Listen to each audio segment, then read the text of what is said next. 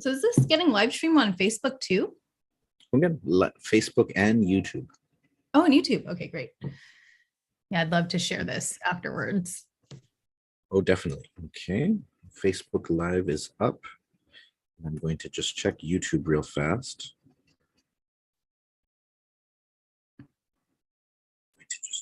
And again, YouTube is up as well. All right, excited. Right, here we go. Hafa day todos hamzu gwena hudzong ni umeegad and umeekungok estigitalun episode Fanachu. Hafa day to everyone out there watching and listening. This is another episode of Fanachu. I'm very excited for today because we have a returning guest who first came on Fanachu last year as part of a wonderful, amazing episode with 3 progressive women with Guam ties out in California, doing each doing incredible work. And she comes back now with an even sort of bigger, more important development in her life, running for Congress. And so I am joined today with Kylie Taitano, who is running for a seat in the U.S. Congress in the 50th District of California. Half a day, Kylie, half a day. Half a day, everybody. Excited to tune in, and thank you again for having me. Oh, hagumas. And so before we get to Kylie, though, I wanted to sort of, I'm just really excited. I'm so happy you accepted the invitation to come on Fanachu, because from what I have found, you are the first Chamorro out in the States to ever run for office at this level. Chamorros, of course, have run from the Marianas before, but then never sought office this high within the United States. And so your campaign is historic. And so I'm eager to talk about it. I wanted to share a little bit first, a short interview that you did with KUAM News. And so sort of talking about your campaign, and then we're going to get into some updates about how it's been going. But here we go. KUAM News, Kylie with Nestor Lecanto. I'm running because we're out of time. You know, my generation, people's children's, grandchildren's generations, our people on Guam, we're out of time. 29-year-old Kylie Taitano says the time is now for bold change. We need new leaders, we need a new Congress, and we especially need leaders who are not corrupt and not beholden to big corporations and money. The Filipina Chamorro was born and raised on Guam. Her grandparents still live on island. She spent the past 11 years living in San Diego and working as a software engineer, co-founding the nonprofit Code with Her to close the gender gap in tech. But now she's throwing her hat in the political arena, running to represent Californians in U.S. Congress. On the campaign trail, I am telling people about Inafamelik, right, and how our community is based on respect and reciprocity and caring for each other. And I'm finding that that's actually resounding with a lot of the voters here. Her grassroots campaign driven by a progressive agenda. She supports the Green New Deal, healthcare for all, investments in public education, and immigration rights. She's hoping to offer a fresh perspective on long-standing issues. I would be a congresswoman, just like Congressman Sablan and Congressman Nicholas. I would be actually able to represent not only just San Diego, but I would be able to work on federal law that affects everybody, including the territories. So that's why this, pursuing this campaign is extra special to me. That advocacy also reaching into her backyard, as San Diego is home to one of the largest Pacific Islander populations in the mainland. It's work that she does not take lightly. This is huge. It's huge for our people. Again, to be able to actually have like a platform to say like, we are Chamorro, we're here. We're just not some, small little island that only gets attention when military buildup or tensions happen.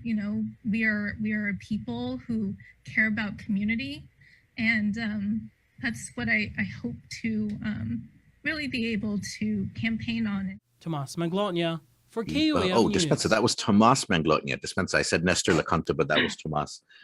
Ay, de Penatza Corazon. That really got me in the heart there. Oh man, yeah.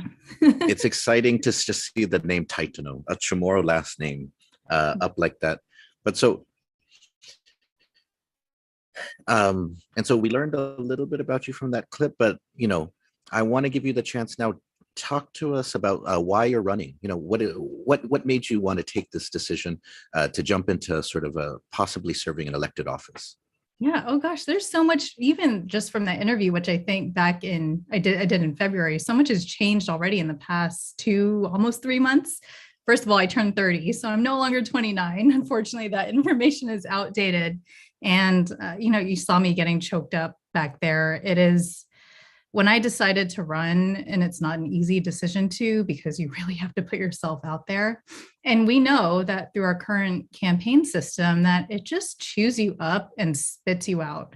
And I told myself, no matter what happens, I want to come out a better person than I was at the beginning.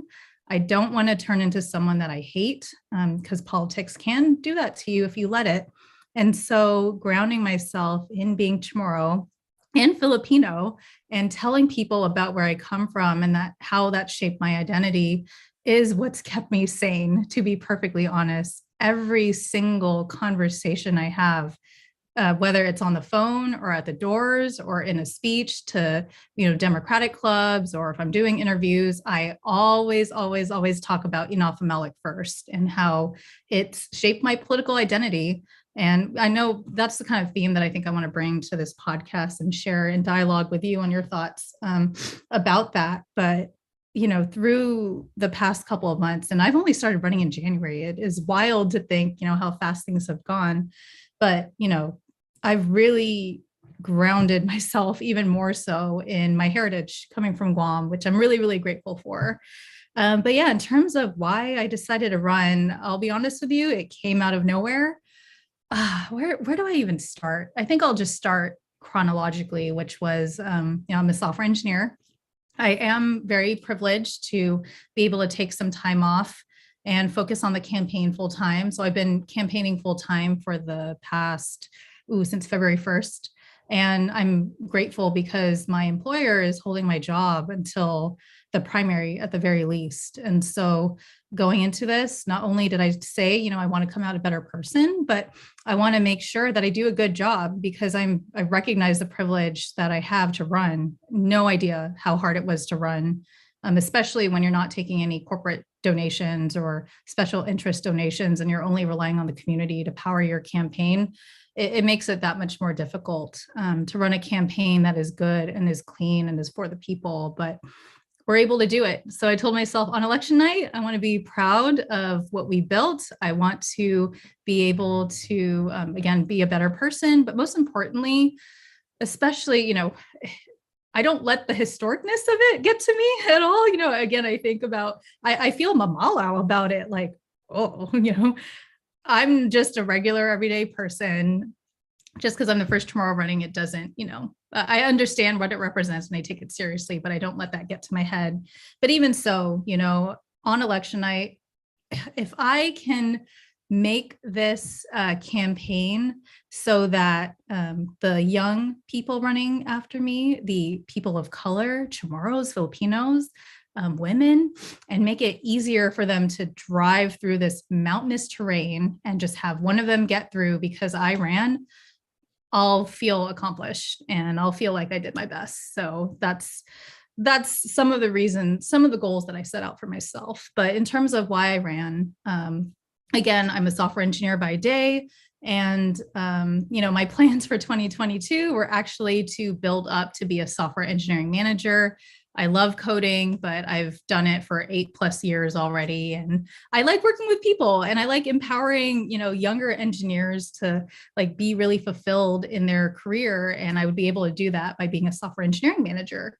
But back in early November, I actually got a call from one of my political mentors who was like, I don't know where you're at in your career, but this national group, Progressive Democrats of America, are looking for someone to run in your race, in your district.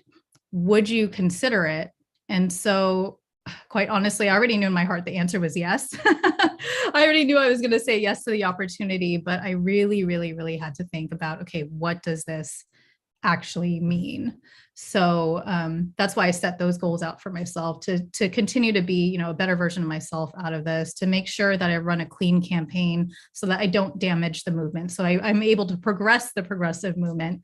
And again, to make it easier for people behind me to run. So the reason why we didn't announce, so I found out, I got asked about this opportunity early November. The reason I didn't announce until January was because we were waiting for the district lines to settle down. So as everyone might know, the census was done back in 2020. And because of that, California actually lost a seat because people leave the state in the last 10 years. So now instead of having 53 congressional seats, we had 52. So a lot of redrawing had to be done. And, I wanted to make sure that I made a logical decision, to run for this race, even though I knew it was the right thing to do. And so once the map settled on January 1st, that's when I announced publicly that I was going to run. Oh, awesome. And I think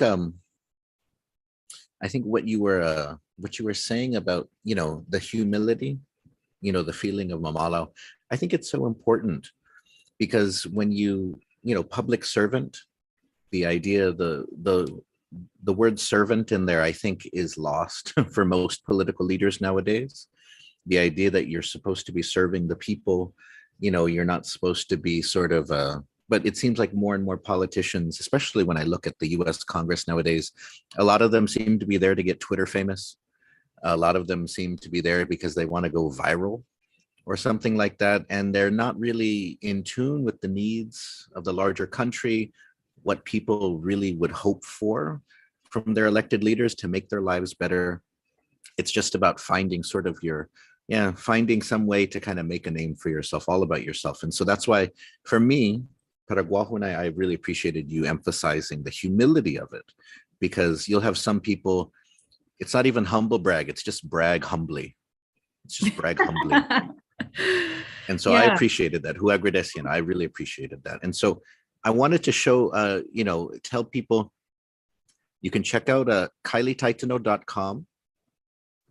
Kylie Taitano, and I'm so jealous because Kylie has a really cool Chamorro last name, Taitano. My last name's Bavacqua. It's like one of the least Chamorro names that you could get. And so, but Taitano is a very cool name. And so KylieTaitano.com, and her website has all of the stuff. Do you want to walk us through some of the things that people can find? Well, let me make a comment first. If the phonetic spelling is right there in front of you. And so again, in making sure that I stay grounded in who I am, I initially told my team when we were preparing to announce that the pronunciation of my last name is very, very important to me. Even I know, we're saying it in the Anglicanized version, but still, I told my team, make sure that this is pronounced right, because it is an ancient Chamorro name. And not only that, but I also wanted to pay respect to my grandfather, John Lloyd Salas Taitano from Jigu. He passed away over the pandemic, but my grandparents have such a sweet story. John Lloyd Salas Taitano is my grandfather. Taffy Quintanilla Taitano is my grandmother. And so when my papa had proposed to my nana, they had nothing. I mean, they were like dirt poor. And during the proposal, he said, all I have is my last name to give you. And that story just really, really resonated with me. And so I wanted to make sure that if I was going to represent Guam and represent my family, that they would say the last name correctly. Biba. Oh, it's Ahua. No, I love that. And it's even more touching because, of course, Taitano in Chamorro means no land. Mm-hmm. So when you say all I have to offer you is my last name, and it doesn't come with any land, it's kind of Taitano ID.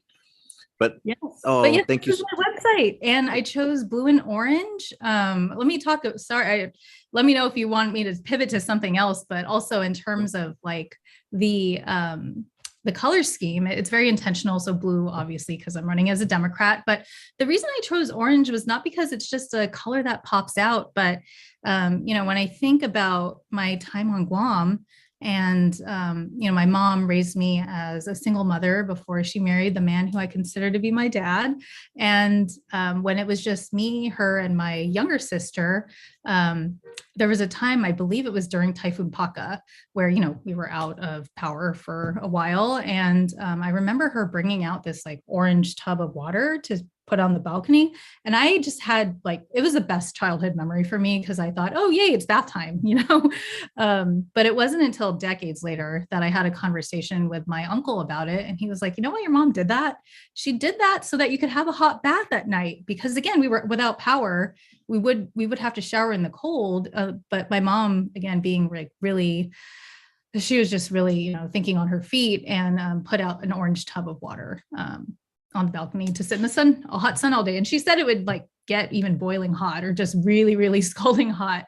But I wanted to pay, homage to my mom with orange because that's a childhood memory that sticks with me to this day. And again, really reminds me about where I come from and goes to that humility.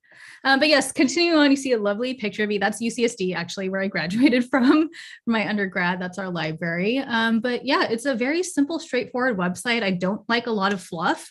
You could see our issues. You could see why I'm running. You could see my endorsements. So I just got my first national endorsement from the Progressive Democrats of America, which is huge. We also have an endorsement from Blue America, and then a slew of other local endorsements from San Diego, La Jolla Democratic Club, which is in the district, San Diego Progressive Democratic Club. We were rated acceptable by Democratic Women's Club of San Diego. Run Women Run is another women politically focused organization. And then another one that we just got that's not on here is Sunrise Movement San Diego. And they are the organization that is fighting for us to have a Green New Deal. Other than that, you can see the issues that I'm going to fight for, a little bit about me, our district, which is very, very large. So I will tell you from Coronado down there at the southernmost point up to San Marcos, it's like an hour, probably, without traffic. Oh, yes, this district is, I went to UCSD. I got my PhD from UCSD. And so this district here reminds me, I'm getting PTSD from San Diego traffic. That's what it's gotten worse. Sorry. Oh, wow. Oh, wow. But yes, so if you are in these districts, this district in these areas, consider supporting Kylie. Talk to your family, especially if you have Guam ties. I mean, one of the things that we always complain about from Guam, of course, is that we're not being respected. Our issues are being ignored, right? If you're a territory, if you're a colony, we can, it doesn't matter how many service people you throw at the US military, a territory exists to be used and ignored. You don't got to respect it. If you do respect it, fine. But you can't expect respect if you are a territory of somebody else. And so having somebody like Kylie in the US Congress, who unlike Congressman San Nicolas, Congressman Sablon, who cannot vote, who are without that basic political power that a seated representative gets, having somebody who's intimately connected to our issues in the Marianas would be so important.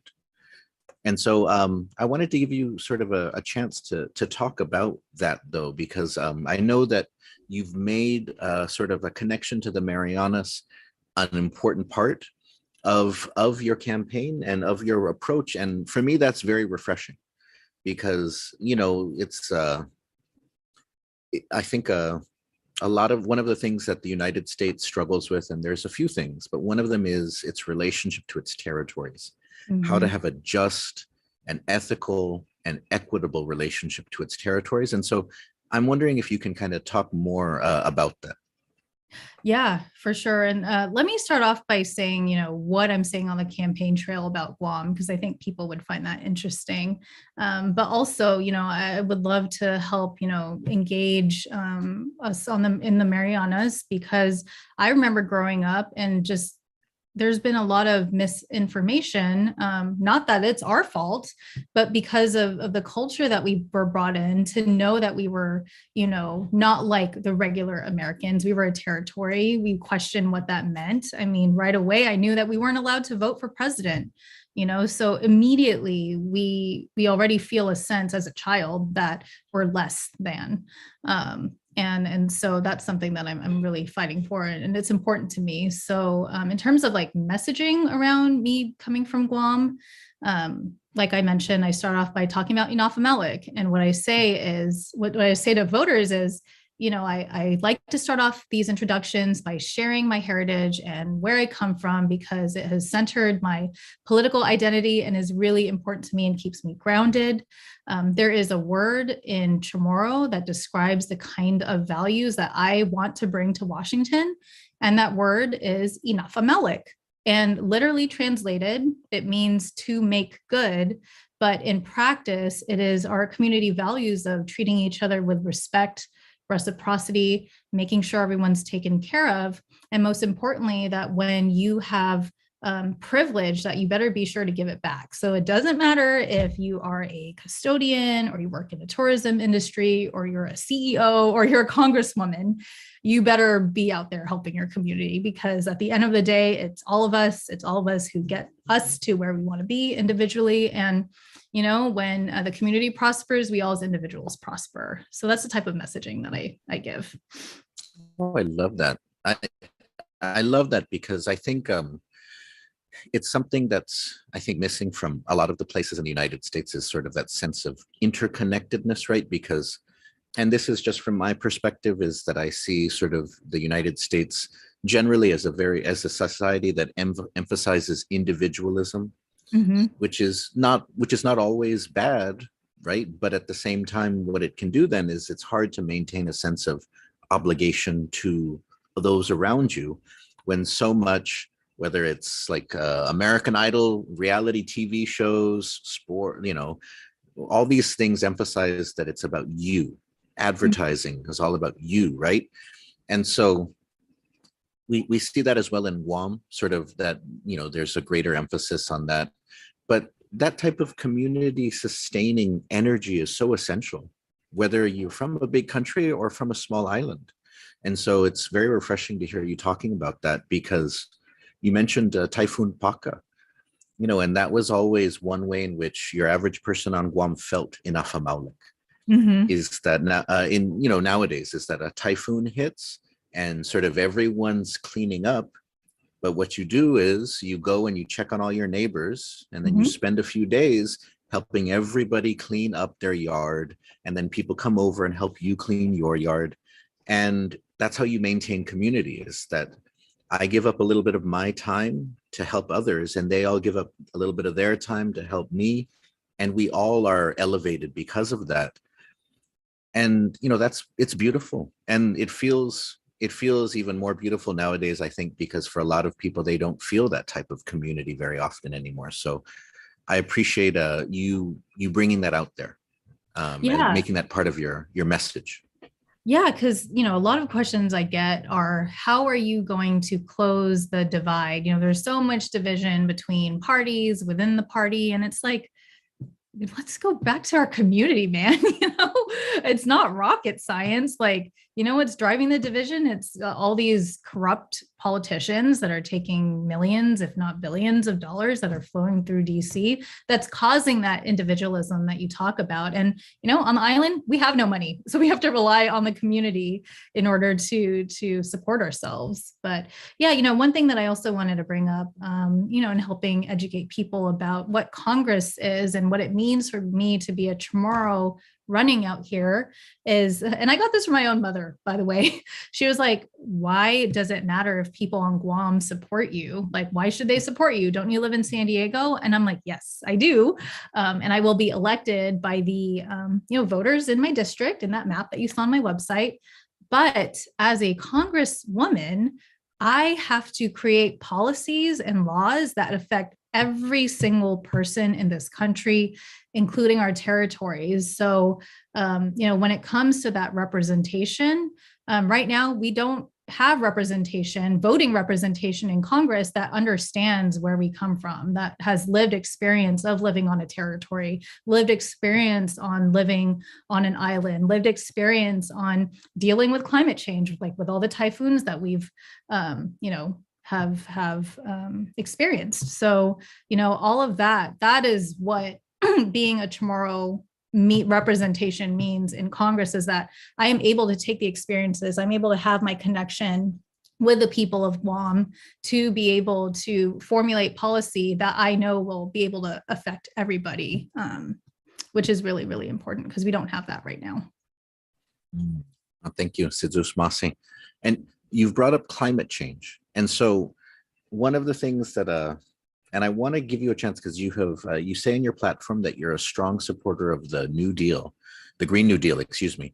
And so one of the frustrating things for me is when I have encountered people on Guam who don't know much about the Green New Deal, but hate it and think it's destroying the economy and destroying the world.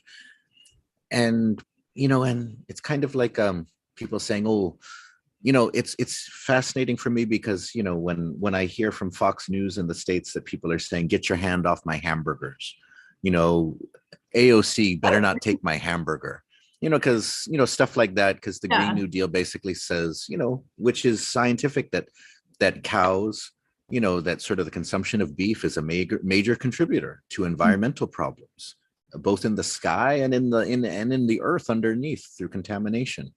But then some Republicans, primarily in the States, twist that to say that you can't eat beef. The government's going to tell you that you can't eat beef or something. And so what's unfortunate to me then is that there's some people in Guam, especially who get their news from more conservative sources, who will just parrot that idea that the Green New Deal is destroying everything.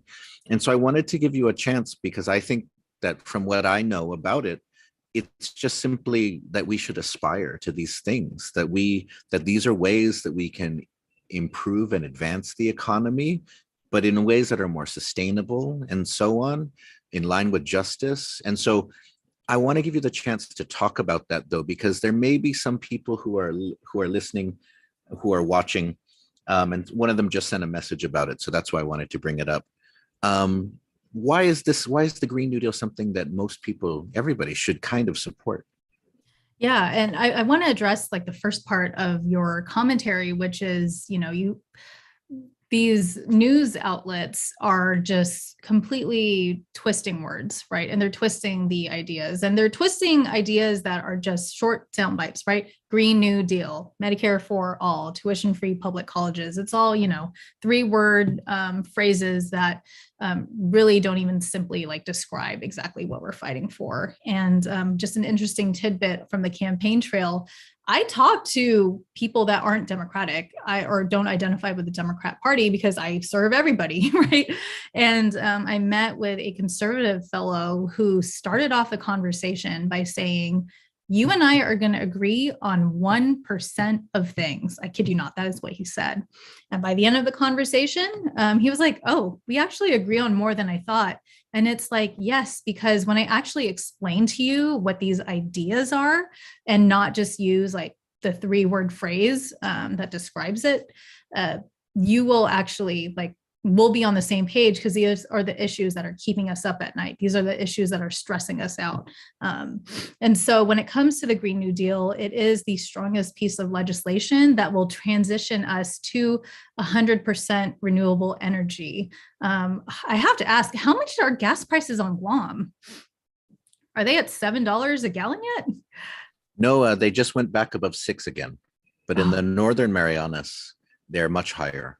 Oh my goodness. Yeah, here it's like $5.60 a gallon. So we're not too far off. But, when we think about respecting the land, that's where, again, I feel like I can bring in my culture as a Chamorro, is saying we need to respect the land, and we haven't been respecting it for a very long time. And it's not us everyday people, it's corporations that have been just so greedy in putting a lot of money into oil and gas, into putting a lot of money for factory farming. And all we're saying is we respect the land so much that we want to reverse all of this damage that we've made and ensure that we have a place to live.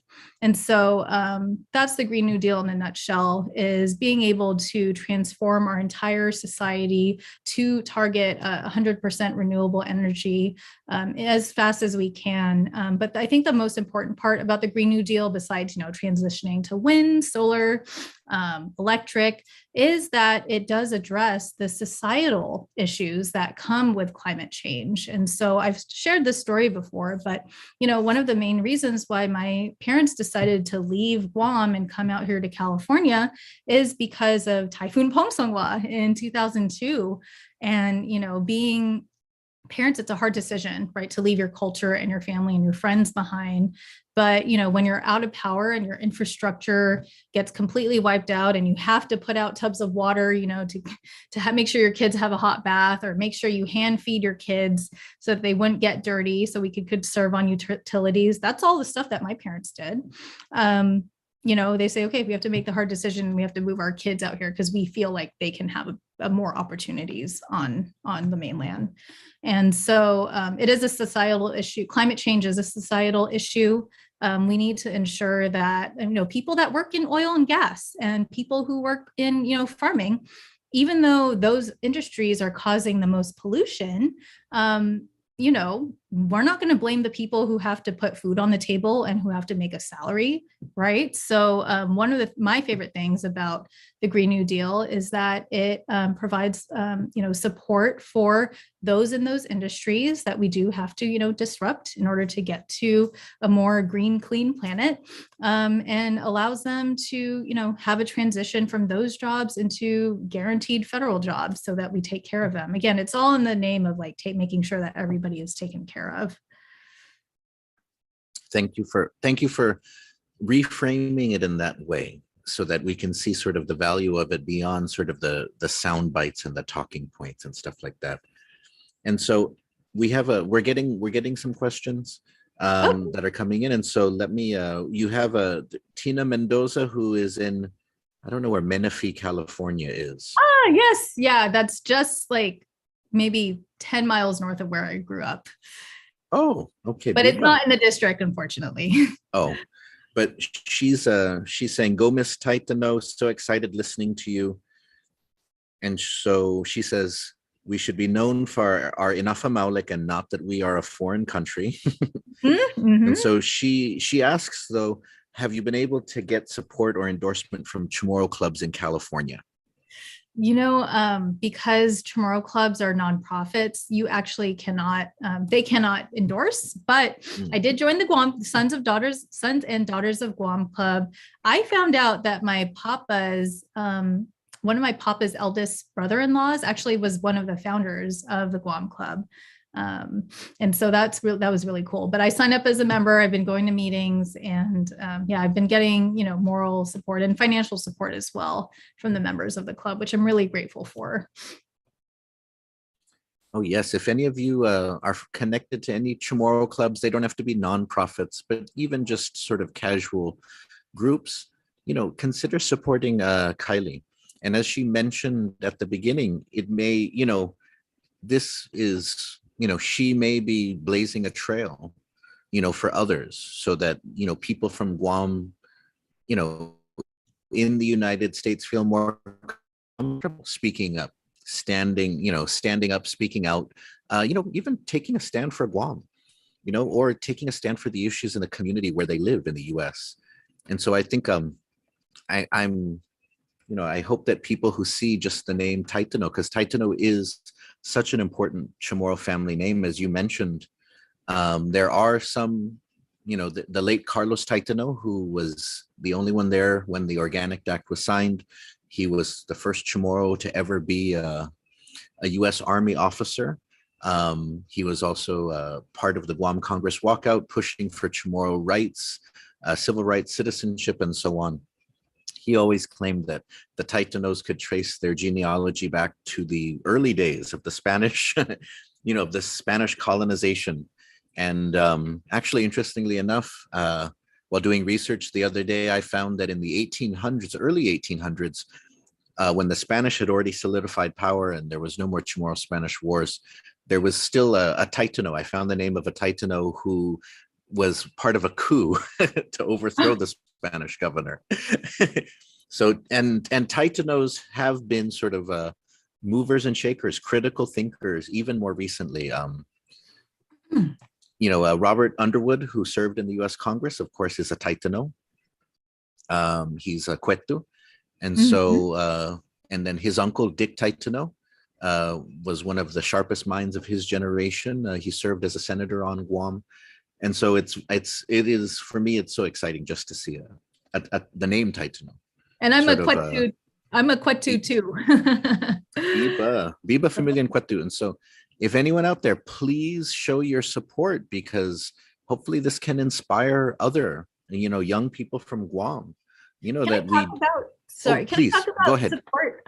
Because again, I get mamalau about asking for Chintuli or even just the whatever, any sort of support. And so I know that when it comes to money in politics or people asking for money for a campaign, it can feel like daunting or like, oh, I'm just contributing to corruption. But the financial aspect, again, is that we need to change the system, and we need a system in which we don't have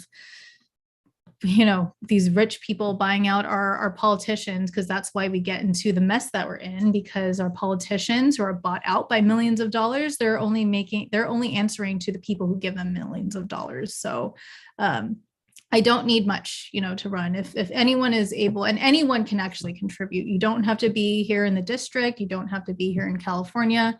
You can be from Guam. You can be from across the United States if you can. $10, $20, $30. It goes a really long way. So I don't take any money for myself from the campaign. I'm actually living off my savings to be able to run the campaign. And what the money I raise does go towards is knocking on doors to get the Taitano name out there. It goes towards hiring my staff, who are very diverse. It's really important for me to lead by example, even starting as a candidate. And if we want a more diverse, equitable, and inclusive politics, then, I have to hire diverse people, pay them equitably so that they can be included and have sustaining, effects here in politics. So, I always tell people that their generosity, we make every single penny work. None of it goes to waste. And again, at the end of the day, it goes towards putting the Taitano name out there. And let me talk a little bit about too how what we're hearing from the ground. So we started knocking on doors. We've knocked on thousands of doors by this point.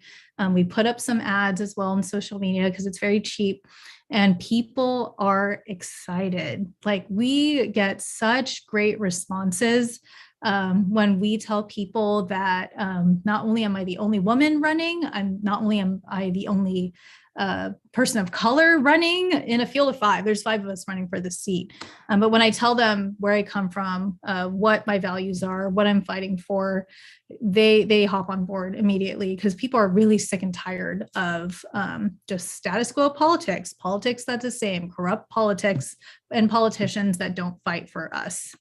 So that's been exciting. And it's a little unreal too. Again, the reason why I ground myself in being Chamorro is because I can see how that kind of responses and people telling you you're so awesome all the time can get big-headed, but yeah, I don't let that get to my head. But yeah, in terms of helping out the campaign, texting, making phone calls, you don't have to just give money. Time, talent, treasure is my motto. So if you have the time and the talent, organizing documents or making videos or posting on social media, or even, again, helping us with texting or making phone calls, that all helps. And so please, I put the link into on the comments for the website, and there are some. It's easy. The website, as Kylie said, is very simple, easy to use. You can you can sign up to volunteer. You can donate money. But yes, put for what support. And so, we have a question that's come from Seska. She says, Kylie, my sister, can you tell us, and you talked a little bit about this earlier, can you tell us about how you would approach the polarized points of view as a progressive? Mhm. And so she says, I find it hard to push for progressive issues when the community isn't ready for topics of racial justice, police and imperialism, abolition, reproductive rights, affordable public housing, etc.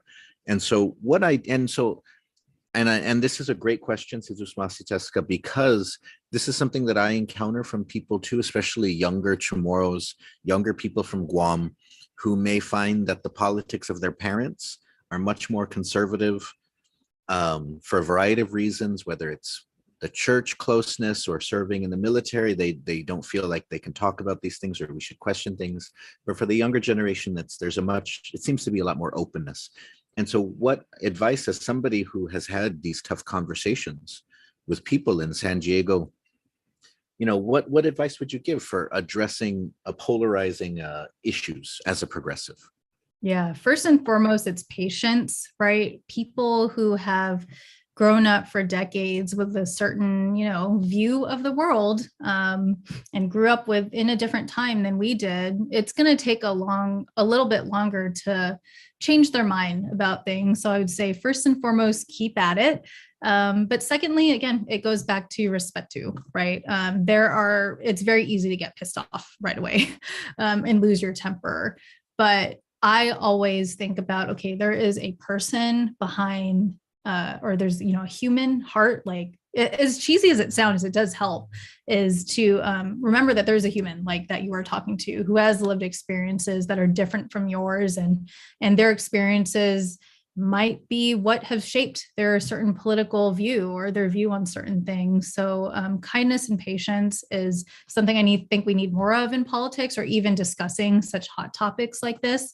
And also just being open to their line of thinking, right? I think it's hard though in our culture, because like we respect our elders, So I remember just having, at the beginning of the campaign, like coming to terms with the fact that I am going to have to not talk back to older people, but the fact that I am going to question them, or that I'm going to challenge them, because the culture that we were brought up in is to respect your elders, respect what they have to say because they're older than you. So that's one thing as well that is, it's easier for me to address that out here, because people don't have that same kind of thinking. But on Guam, it is I feel like I would have a much more difficult time changing the minds of elders. But again, it goes back to respect and finding common ground too. Yes. And so I would definitely agree with you there that it is harder. That's one thing, that a question. And in fact, it's good that you brought that up, because there was somebody who did just message sort of about that very issue, is that sort of, what is it like as are you the youngest sort of candidate too in the race? So that you're the youngest, the only woman, person of color sort of in this race. And so, yeah, what have your experience, you said that people have been excited about it. Have you encountered any difficulty though, as somebody who's sort of younger in the campaign, but also, that we keep hearing about how, the US has changed in so many ways and sort of isn't bound to the past. But then are you finding that that's true? Sort of, are you finding that, if you are the only only woman and the only non-white candidate, then does that mean that things haven't changed so much? What are your sort of thoughts? Yeah, running for Congress is not an easy decision, and a lot of it comes back to the money that it takes to run. So, I'm glad that I've been able to get a lot of, monetary support again from the community without taking any, special interest or big dollars. But, it's funny because there are people at the doors, they open it and they're like, how old are you? And, of course, being from Guam and being Filipina, like I look much younger than I am. Like I said, I just turned 30, a couple of weeks ago. So I tell them like, oh, I'm 30, and they're like, oh, well, you look a lot much younger. But then when I talk about my experiences, then, they get it and they buy in a little bit more. But in terms of like the difficulty that I found in talking to various voters of different backgrounds, I was very surprised because, growing up in a social media era and people being a lot more direct online, like on Twitter or on Facebook, that's not the case at all in real life. Like people are actually very kind. And if they don't want to talk to you, they'll just say not today. They're not going to be rude or cuss you out. Out of like the hundreds, thousands of voters I've talked to, I think I've only had like one or two rude phone calls. Oh, Biba, wonderful. That's good. I'm glad. I'm glad. And so, okay, so we have a question here about, so I'm looking here sort of at and I'm going to put it on the screen so people can see it. People can see some of where you stand on the issues. And so the question is, if you were elected, what is the first thing that you would really push hard for in your first term? I mean, obviously you'd want to do a lot of things, but sort of what is the first big thing that you would really want to tackle? Yeah, legislation wise, it is the Green New Deal. We're not going to have a planet to live on if we don't have these policies that we can enact and hold corporations 2 feet to the fire, and actually reverse the course that we're going through with climate change if we don't pass a Green New Deal. So I will sign up for the Green New Deal the very first chance that I get. As well as with healthcare, everything, the cost of everything is skyrocketing. And a lot of it is, again, due to corporate greed. So as an example, for oil and gas, like the price of oil fell to, I think, below what it was a couple of years ago, but they keep raising gas prices. And why is that? Well, it's just corporate greed, right? We talk about inflation. Nothing really has changed except the fact that corporations are taking advantage of the inflation, term and using that to jack up prices, which causes us to pay more. And then you have to question, why hasn't the minimum wage changed? It's still like around 750, 760 federally. We need to be, if we're so worried about inflation, why don't we increase the minimum wage for that? So, but yeah, my first priority would be in ensuring that we have a Green New Deal so we have a planet to live on, and then Medicare for all, because we need to lower the cost of healthcare. It is egregious how much we're paying, arm and a leg, and even especially on Guam, like my own grandfather comes out to get medical care here in the States. It's like a 20-hour plane ride, maybe. Or I know tons of people on Guam who go to the Philippines, right, to get medical care because it's just so expensive. And so that would be my second priority. But I would say, even besides the legislative policies that I would fight for, the thing that I know I can guarantee in my first year is to get more people excited and engaged in politics, right? Even on Guam, right? And being able to inform people, this is what it actually is. If we want change, we just have to participate. And so, I was thinking of little things like going to school assemblies or doing Zoom meetings with kids, or inviting them to my office to do a tour and maybe making programs to do mock Congress to show kids this is how Congress works. It all starts from them, the next generation. We have leadership that is so focused on the short term that it causes all these cascading issues for the next generation, right, to solve. And it's just this cycle. So that's why I believe in building up the next generation, so we can stop having short-term thinking that screws us over and start, actually building a sustainable political world. Oh, wonderful. I mean, this is why I think your inclusion of of indigenous grounding in your campaign is so important, because I think that's the part of the wisdom of most indigenous communities, is that if there is not sustainability, then there is not, then there's not longevity, there's not durability, there's no survivability without sustainability.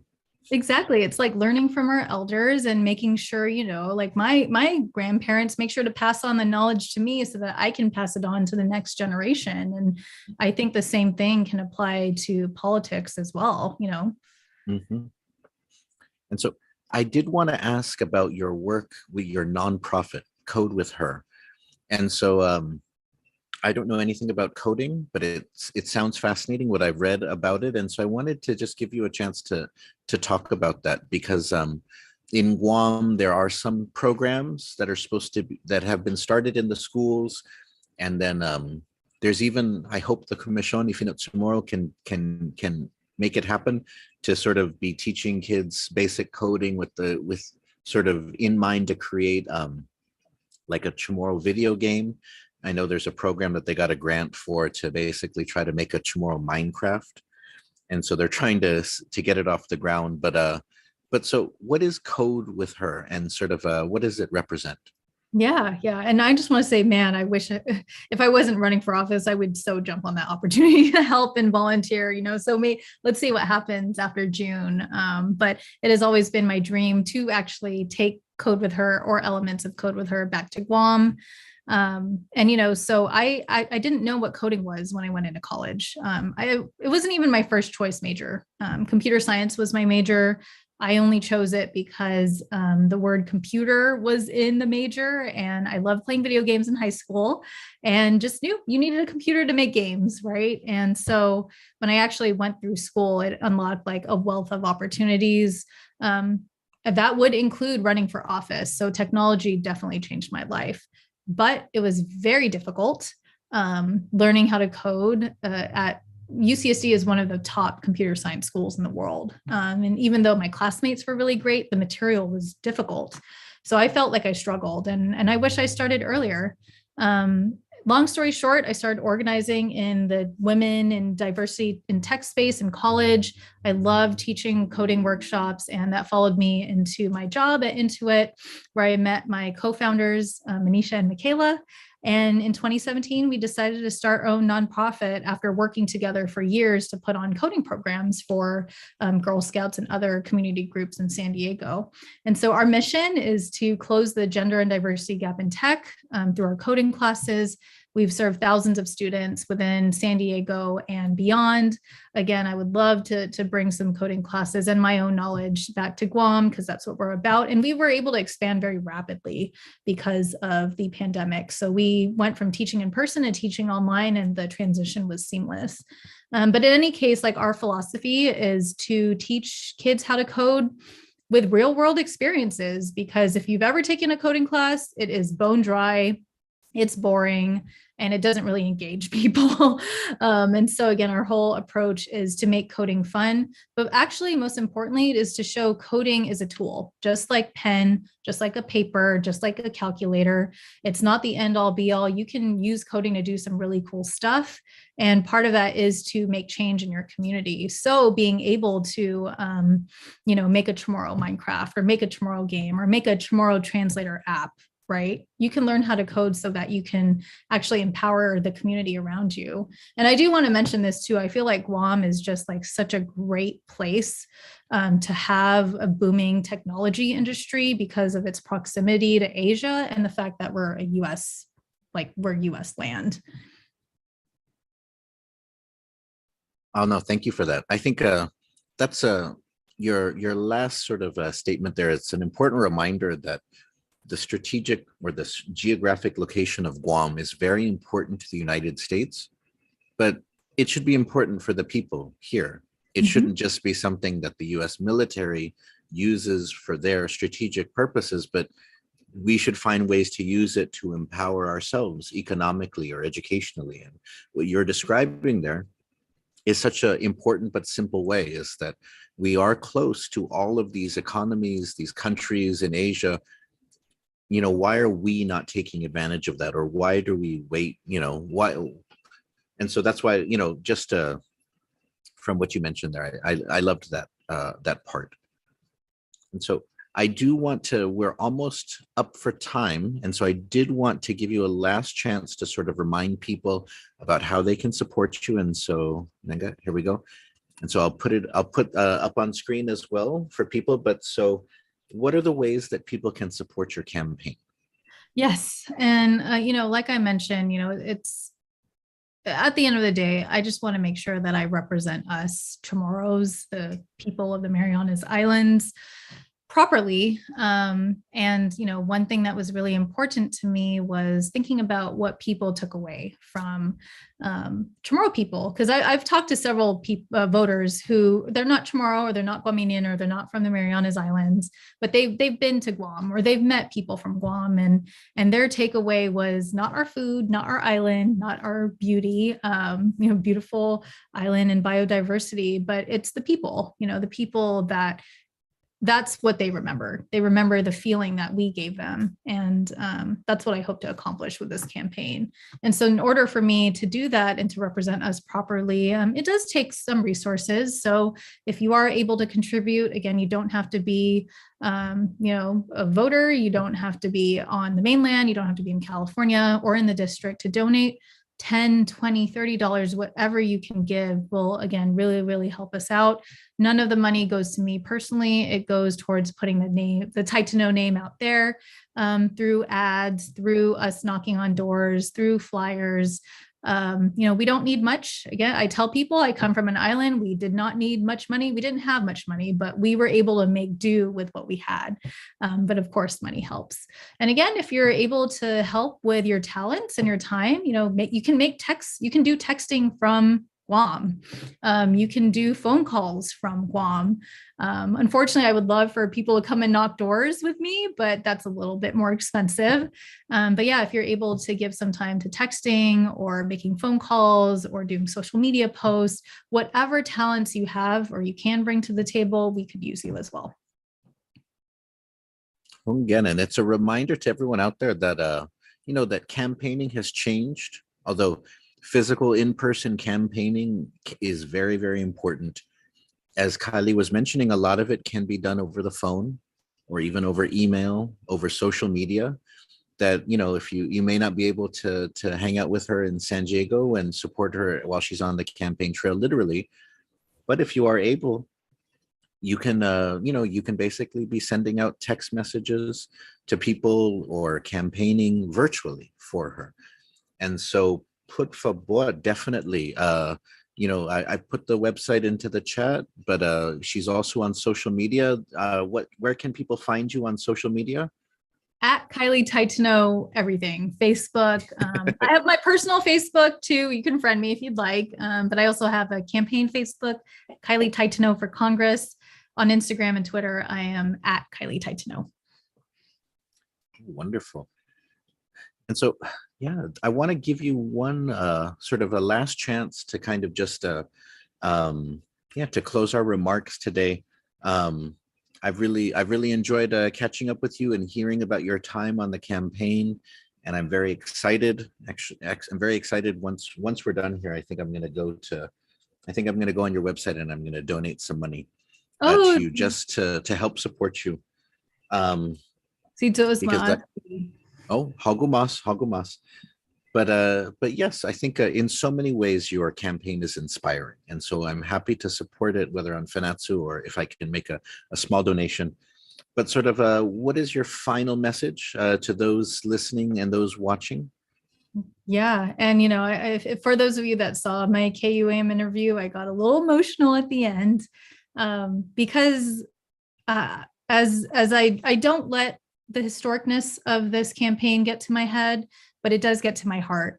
And being able to represent our people properly in a respectful way. And again, being able to shine a spotlight for us who have been in the shadows for so long, people who don't understand we're part of the US, people who think we're a foreign country, people who still think we live in, the old ages where there's no power and we live in grass huts and wear grass skirts. No, that's not what we're about. So when I am out there on the campaign trail, know that I bring all of you with me in my heart, because I know what I know what the type of messaging and campaigning means for our people. It's in my name, Taitano, Chamorro, bam, right there, right?